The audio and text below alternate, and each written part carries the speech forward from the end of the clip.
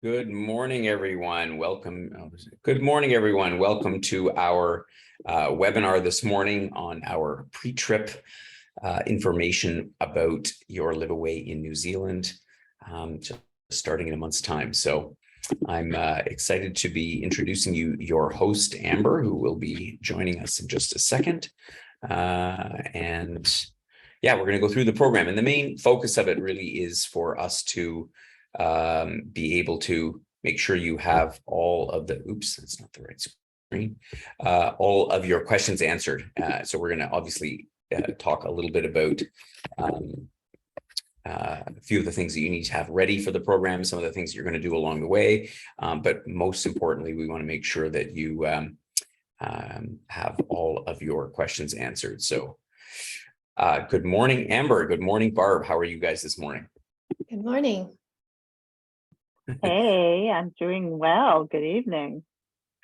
Good evening. Yes, Amber and I obviously in the same time zone. In fact, only a kilometer apart here, if that. Good. So we started in just under a minute's time. Welcome again to all of those of you who've joined us for our pre-trip webinar on for our live away to New Zealand happening next month from March 15th to April the 12th. So we're just going to wait for just another minute. I see already almost the whole group online. So we'll be ready to rock and roll, and I'll introduce you to our team today. We'll get started. So I'm just going to wait till we hit 11 o'clock. And yes, thank you for introducing yourselves. Thank you, Diane. Yes, we didn't do that this time, but a welcome from all the parts of Canada. And thanks for tuning in at 7 o'clock in the morning, by the way. It's 10 p.m. here, so we yeah, we had to give ourselves an extra. Good. So it is just about 10 o'clock Eastern time. There we go. So good morning once again. Welcome to all of our Wheel and Anchor members to our pre-trip webinar for our Live Away program in New Zealand, March 15th to April 12th. First of all, I want to introduce the host of your program, Amber Riedel, at the bottom of this, at least at the bottom of my screen. Good morning. Good evening. Hi, everybody. I'm really looking forward to seeing everybody in New Zealand. So I am thrilled to be hosting our Live Away for the month. Yes, we're delighted. We've Amber's been here in Thailand, sort of auditing, if you will, our Live Away program here and the hosting. So yeah, it's been great, and catching up with some former travel companions from previous trips. So anyway, today what we're going to talk about, we're not going to talk about Malta, even though it says that at the top of the screen. We're going to talk about New Zealand, and we're going to cover just a few of the things that you should prepare for your trip. And then, of course, you're flying over and arriving in New Zealand. And I'm just going to touch on a few of the things, so a few of the excursions that you may be doing. Elsa from our operations team has said the excursion calendar will be out in the course of the week. So just stay tuned for that. And so then you get a sense of what trips we're actually able to operate based on who signed up for what, because you're a small group. There's only going to be 6 of you, so it's going to be a very intimate experience. You're going to have a lot of fun together, I'm certain of it. And then we'll just touch on departure information. So before you go, make sure that you have all of your documents in order. Obviously, most importantly, your passport. I think we probably would have caught it if your passport was near to expiry. So, but it never hurts to take a second look. And as I always say, make sure it is where you always keep it and not somewhere else. There's nothing worse than the panic the day before going, where's my passport, before departure. The only other thing you need to pay attention to in advance is this New Zealand Electronic Travel Authority. And of course, if you've read the pre-trip information document, you'll see that in there. It's a website or an app that you download and you pay a modest fee. And this basically is a travel authority that everybody has to apply for and to be able to go and spend up to 30 days in New Zealand. So please do take your time to get all that in order. You need a passport photo. You need a credit card. There's a small fee attached to it. And yeah, and make sure you have that set up because they will check it at the airport when you arrive in Canada. So apart from that, I think that's about it in terms of documents. Obviously, New Zealand, like everywhere else, or almost, is there is no COVID related tests or anything required. As long as you have your vaccination certificate, you should bring that with you. That is important. So in terms of what to put in that giant suitcase, well, I don't recommend a giant suitcase. I would pack as leanly as possible. I mean, you're here for a month, so you're going to be doing laundry anyway. So if you can get away with a carry-on, and it is a long trip, but I can tell you, you'll feel a lot better knowing that you've got your luggage right with you, given all of the horror stories we've heard about lost luggage in recent weeks and months. But nevertheless, I mean, travel light, pay attention to what your luggage limit is, of course. But for this trip, I mean, listen, the weather is going to be, you're going into the fall season in New Zealand. So your average temperatures are going to range from sort of 10 degrees in the evening up to sort of 20 in the height of the day. Could get a little warmer from time to time. Layers are good. Active wear, I think, is the key thing, because there's going to be, you know, you're going to want to walk around when you see this spectacular scenery at the South Island, and of course the beaches in the north. You're going to want to be out walking. So footwear is probably the most important thing. In Queenstown, you're going to be, you know, probably up in the mountains. I mean, not necessarily doing serious hiking, although you could.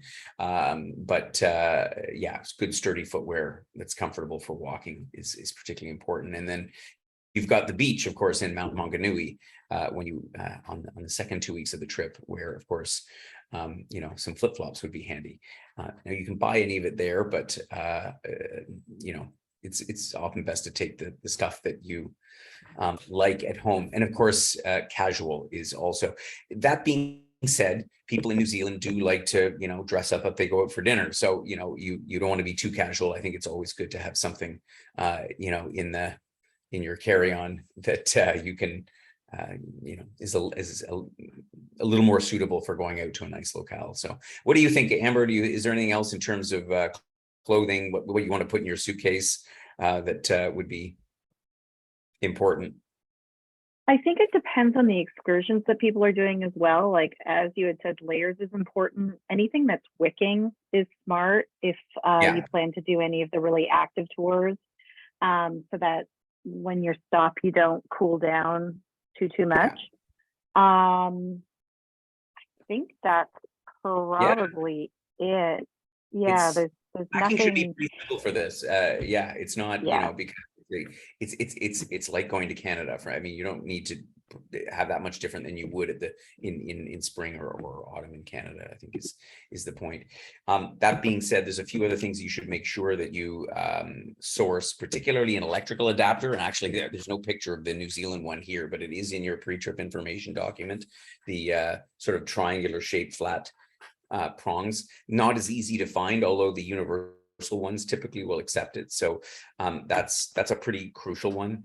And, you know, that being said, any of the chargers and other, you know, little electronic devices that one tends to need these days, you know, make sure you have an ample supply. I always say an extra iPhone cable or a USB cable or whatever is a handy thing to have. And that being said, a couple of things there. Yeah, go ahead. Sorry, Gordon.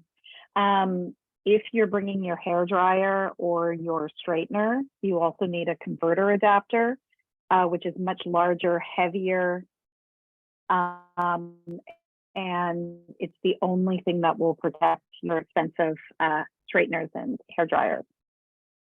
Yeah, good point. Yeah, good point.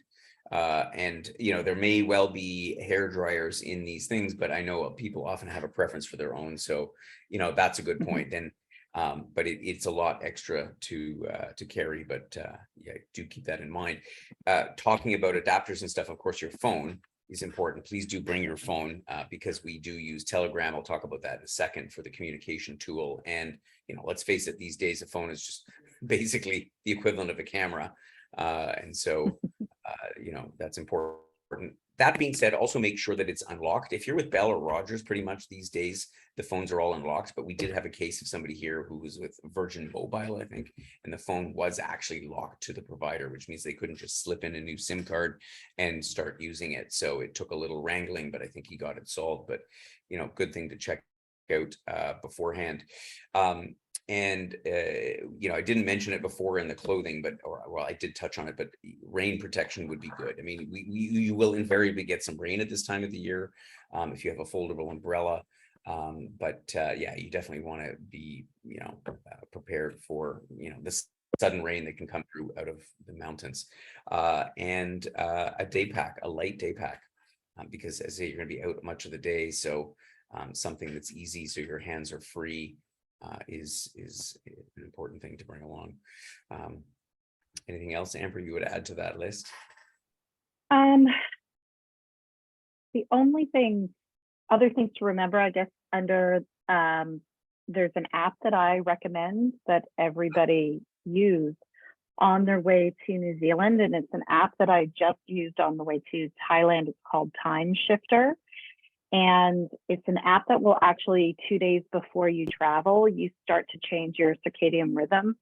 And so with a 12-hour time difference, I arrived to Thailand and have slept through the night consistently since I arrived here. So I literally arrived ready to go and didn't lose any time.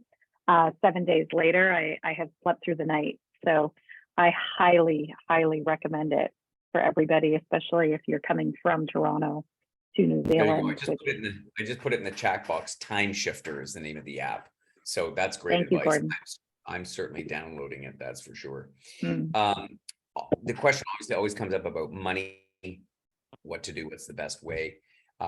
You can use credit cards just the same as you would at home. So that, that's by far the easiest, is what you already have in your wallet. I wouldn't spend a lot of time trying to get New Zealand dollars at a bank in Canada, because it's just going to be a pain in the neck. You can go to an ATM and withdraw money just as you would at home. That's really no issue. That being said, we do recommend the Wise card. And again, the information is in your pre-trip information. I started using this thing maybe about a year and a half ago. I tell you, it's fantastic. You get the best exchange rates that you can get retail. And it's as versatile as a card, and you can upload as much of the currency. And again, the main thing is that you're getting a far better exchange rate than your bank is giving you, and you get free withdrawals. There's no service charge on the Canadian end. So if the bank there, of course, charges a small service charge, but you would have had to pay that anyway. So if you haven't considered it, take a look at the website. I think it's revolutionary. Let's talk about Telegram. So Telegram is our communication app. If you use something like WhatsApp, it's basically the same thing.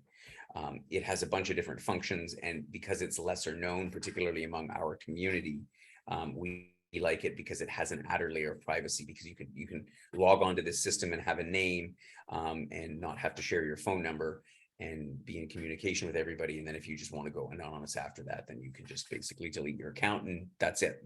Nobody can contact you. So that's also a nice added focus, although in most cases our members want to get a hold of one another.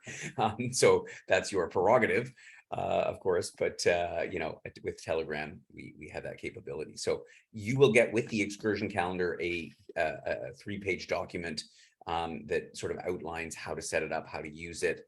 There's also lots of YouTube channels that you can look at. Please do take the time to download it, play with it, get it set up before you leave. If you're somebody that struggles a bit with technology, maybe get some help from somebody in the family or a friend, so that because it's a little bit beyond our capability to be able to program everybody's phone with this. So it's not difficult, even if you're somebody that's daunted by technology. Once you get the hang of it, it's really quite handy, and it just makes connecting with your members and with your host Amber so much easier. You had a couple other points you wanted to make on Telegram. Yeah, so when you get your pre-trip document and the information about Telegram, there'll also be a link there, which is a New Zealand channel that I've set up that you'll want to go to that link and subscribe to that channel. That's where we'll be giving sort of general information during the trip. When you set up your username, if you, for example, are a couple and you're only going to be having one Telegram account, put both of your names in there so that if I'm trying to contact your significant other, I know that that's the Telegram to get in touch with. very good So advice. if you need hand changing your username on Telegram, I can give you a hand doing that once you arrive to New Zealand, if that's the case. Yeah, perfect. Sounds like a plan. So get that Telegram. So you're going to get all ready to go and then launch off across the Pacific on your way down to New Zealand. And as you make the journey, well, first of all, double check your flights. The airlines these days are pretty much giving you lots of emails and stuff before you leave, if there's a delay or anything like that. But nevertheless, never hurts to double check if you don't hear anything from them, particularly if there's a snowstorm or something going on. If there is a problem, so not if you anticipate a problem, if there is a problem, if you realize that your flight is going to be delayed such that you will miss a connecting flight or not arrive when you anticipate it, please do let us know as soon as you know. Obviously, if you're in the air and there's a delay, you're not going to be able to contact us. But as soon as you can get on the web and send a message to delays@wheelandanchor.ca, that disseminates the message out to all of us so that we know, okay, we've got to just make our local transportation partner are aware that you're going to be delayed and so on and so forth. So that's really important. You will fly over and hopefully have a seamless flight and get all your luggage when you arrive. And if Amber is not at the airport meeting you in Queenstown, then our Wheel and Anchor representative, somebody will be there with a sign and or your name. So do look for both at the airport, and they will bring you off to your apartment suites in Queenstown. I always say one tip for the airport though is don't have a panic if you don't see the person right away. So it's great when they're standing right there and they're the first one in line with all the other people with signs in their hands, but they could be further at the back, they could be around the corner, they could be outside having a smoke. I've seen everything. So give it 5 minutes, even 10, usually they show up. But yeah, don't panic. Otherwise, you've got the contact information in there for Amber. Send an email. She'll be obviously monitoring, and so you will get in touch. It always works out in the end. We've never lost anybody at the airport yet. So of course, you're going to be spending the first 2 weeks of the LiveAway on the South Island in the beautiful city of Queenstown in the Southern Alps, which is really one of the active capitals of New Zealand. Spectacular part of the world. I think I'm envious that I'm not going along with you. And so after those 2 weeks, you're going to fly together. So you're actually all on the same flight in the end, which is great, to Tauranga, which is the airport closest to Mount Maunganui, the little peninsula that you're going to be staying at for the second 2 weeks on the Bay of Plenty up on the north coast of the North Island.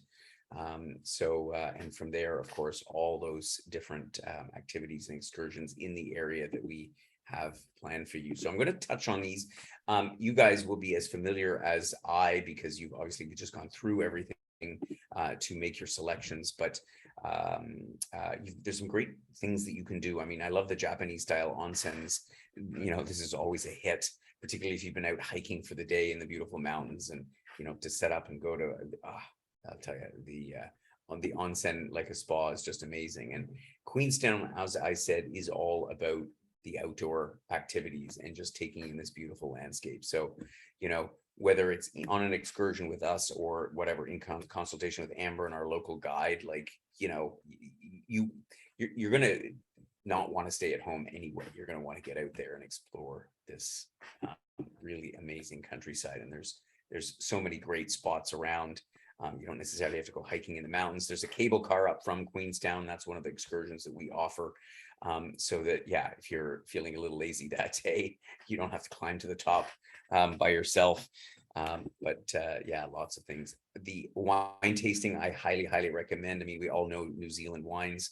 Mostly we think about Marlborough, Sauvignon Blanc, but of course, Central Otago, famous for the Pinot Noir grapes. It's definitely a must. I'm sure it's probably on most people's list to do. And lots of quaint towns in and around Queenstown that you can visit. And another one, which is a must do, I think, is Milford Sound. When you go there, it's most similar to perhaps the fjords of Norway when you see the picture. I have not been myself to Fiordland in New Zealand, but I've only heard incredible things about it. So yeah, there's a great trip where you go overland out on a boat cruise and then you fly back out of Milford Sound back to Queenstown. So you know, definitely worth making that trip. So you will have lots of things to do and lots of fun on the active part of our LiveAway in the South Island. And then up to Mount Maunganui for perhaps a little more relaxing adventure. As you can see, not as mountainous as it is in the south, but the area, I mean, it has numerous you know, attractions and things to do and see, but probably the most famous is Rotorua, of course, with the geysers and hot springs and all this stuff. I remember my grandmother telling me about being there, you know, 70 years ago. And yeah, incredible spot. And you know, that's one of the must-dos. You know, the region as well is really home to a lot of the Maori tribes. So you will hopefully, again, in the context of the excursions we've got, or take it upon yourself to go and explore the Maori culture. And what I find most interesting about New Zealand is how well they've integrated with that, with their Aboriginal you know, friends and, you know, fellow citizens, much better than we have in other parts of the world. So in any case, I digress, but yeah, the region is also well known for its breweries and craft beers, and again, some beautiful nature. The Coromandel Peninsula, which is just up to the north on the northwest side, excuse me, of Bay of Plenty, is just a magical bounty of scenic coastline and geothermal activity. Going out to Waitopo as well, where they have these caves with the glowworms inside, is also something that must be completely eerie and worth doing, worth a visit out there. And yeah, it goes without saying that all of the sea life that you've got in the Bay of Plenty in the Pacific Ocean, I can't tell you what all kinds of creatures are going to be in there at the time of the year that you're there, but no doubt it will be amazing. So you'll have a marvelous time, I'm sure, getting up to all kinds of interesting activities. And then you'll come to the end of your journey. And before you leave, obviously, Amber will let you know exactly when your transfers are to the airport, and we'll be double checking to make sure if there's any changes to your flight schedule.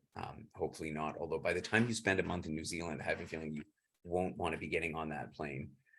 You'll you'll crave some more time there. So it's going to be an amazing adventure.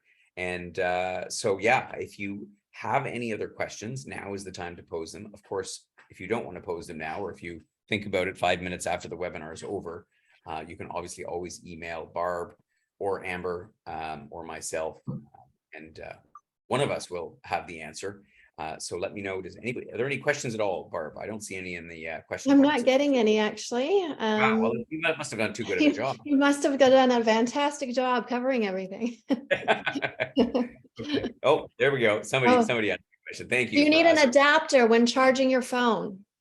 You need an adapter because the plug is a different plug, right? It's fun. It's 3 flat triangular things. So you don't need a converter, but you need to be able to, you know, your phone needs to be able to go into the socket there. So yes, you do need that. That's important. So if you go to the electronics store or wherever, you can even get them at Dollarama. I mean, the adapter plugs, because most of them are pretty much universal ones anyway. And then, yeah, but definitely pick one of those up.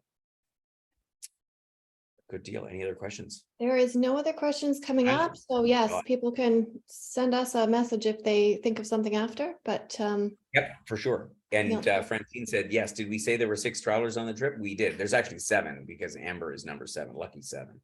So so 6 plus Amber. So you're going to have a very intimate, a wonderful experience together. And yeah, I'm very excited for you. So it's going to be a lot of fun. Good. I think with all that being said, we are finished. So thank you for your time. Have a marvelous trip with Amber. Amber, any closing remarks from you? No, I don't think so. I think if any questions come up, all of us are available by email at amber@wheelandanchor.ca, and we'll definitely be able to handle any questions, but just looking forward to it. Francine says, see you next month, Amber. So we'll see all, well, I won't see you next month because I'll be on the other side of the world, but nonetheless, I look forward to seeing you at least online at some point. And take care.